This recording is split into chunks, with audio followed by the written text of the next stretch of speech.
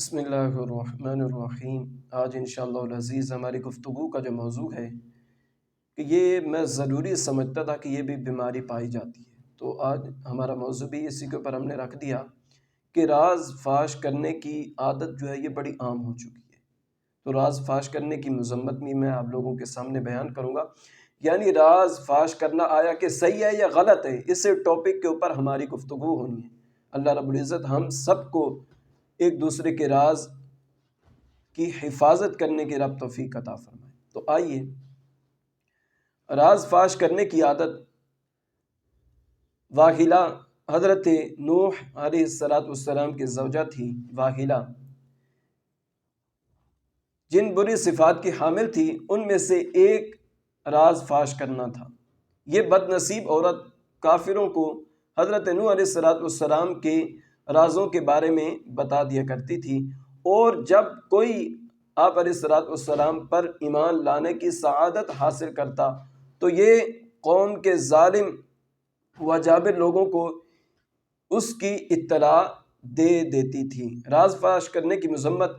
راز فاش کرنا گناہ ہے اور جہنم میں لے جانے والا کام ہے۔ راز فاش کرنے میں صاحب راز یعنی جس کا راز ہے اس کو ایذا یعنی تکلیف ہوتی ہے، اور ایذا دینی حرام ہے۔ پیارے آقا صلی اللہ تعالیٰ علیہ وسلم ارشاد فرماتے ہیں، دو شخصوں کا باہم بیٹھنا امانت ہے، ان میں سے کسی کے لیے حلال نہیں کہ اپنے ساتھی کی ایسی بات لوگوں کے سامنے ظاہر کرے جس کا ظاہر ہونا اسے ناپسند ہو۔ اللہ پاک ہمیں زبان کی حفاظت کی توفیق عطا فرمائے۔ اے کاش زبان کا قفل متینہ نصیب ہو جائے، بک بک کی یہ عادت نہ سر حشر پھنسا دے، بک بک کی یہ عادت نہ سر حشر پھنسا دے۔ اللہ زباں کا ہو عطا قفل مدینہ، اللہ زباں کا ہو عطا قفل مدینہ۔ صلو علی الحبیب صلی اللہ تعالی علی محمد صلی اللہ علیہ وسلم۔